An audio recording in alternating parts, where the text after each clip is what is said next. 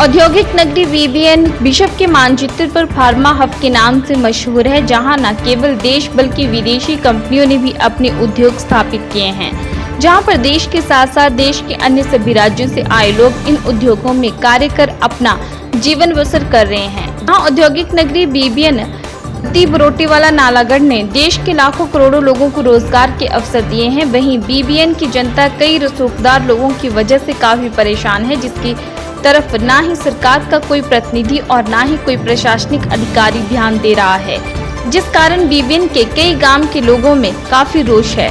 कुछ ऐसा ही मामला औद्योगिक क्षेत्र नालागढ़ की सनेड़ ग्राम पंचायत के बागवनिया कसडोल व भावानीपुरा गांव वासियों के लिए एक उद्योग की high voltage transmission power line मुसीबत बनती जा रही है। प्रशासन द्वारा एक बैटरी उद्योग को बागवानिया नदी के बीचों बीच से ट्रांसमिशन लाइन लगाने की अनुमति दी गई थी, जिस कारण बागवानिया गांव व उनके आसपास के दर्जनों गांव के लोगों और किसानों को करोड़ों का नुकसान झेलना पड़ रहा है।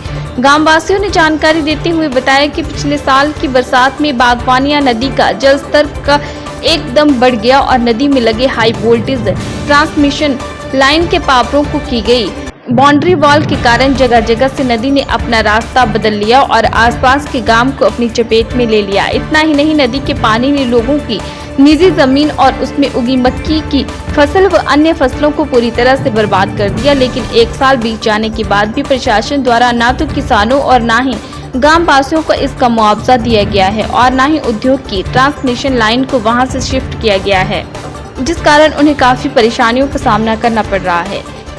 हमने तो पिछले साल भी पिछले जब 28 अगस्त को बाढ़ आई, हमने तो उस दिन भी कोशिश की, एसडीएम साहब को ही मौका दिखाया, सारी बेल्ट में घुमाया उनको, लेकिन एक साल होने जा रहा है।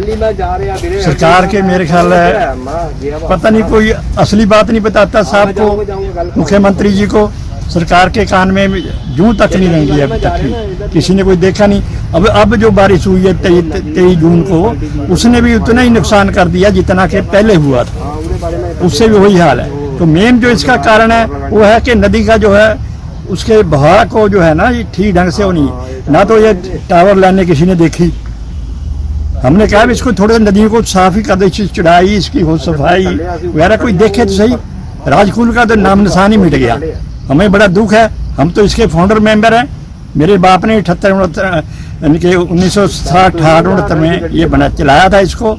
11 किलोमीटर एरिया को सर्व करती है 5 पंचायतों के गांव, सभी गांव वालों को बड़ा फायदा था इसका, मुफ्त का पानी मिल रहा था। लेकिन अब पिछले साल से तो एक बूंद भी इसमें नहीं आई, ना किसी ने इसको देखा।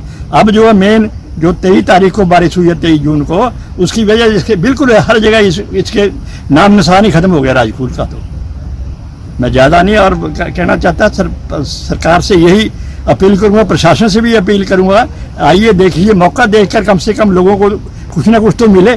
पिछले साल का कुछ नहीं मिला, कई दुकानदार तो बेचारे बिल्कुल दुकानें बंद करके चले गए अपनी, इतना नुकसान हुआ उनका। इंडस्ट्री वालों का हुआ, हम नहीं कहते भी इंडस्ट्री भी बंद हो ये, लेकिन इनको जो पावर लाइन जो बना रखे हैं टावर, इनको शिफ्ट तो किया जा सकता है।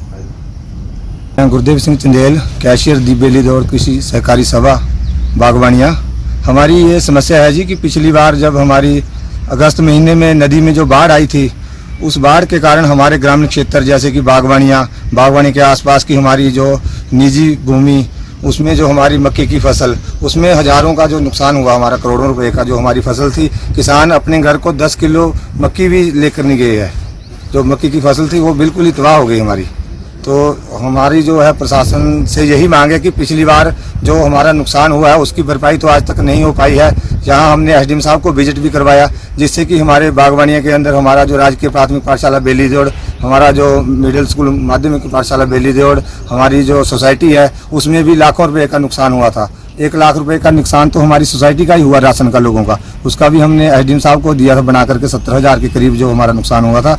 उसके बाद हमारा जो परिवार सर्कल है बेली, उसमें भी हमारी जो फाइलें थी वो सारा नुकसान हुआ है। आज भी थोड़े दिनों पहले जो नदी इतने उफान पे थी, और उसके कारण हमें अंदेशा है कि आने वाले समय में भी ये नदी उफान पे आएगी, जिससे कि हमारे ग्रामीण क्षेत्रों की जो ये हजारों ही बीघा जमीन जो है, ये उपजाऊ जमीन जो है, ये बंजर बनती जा रही है। हिमाचल के लिए बद्दी से सुरेंद्र सिंह सोनी की रिपोर्ट।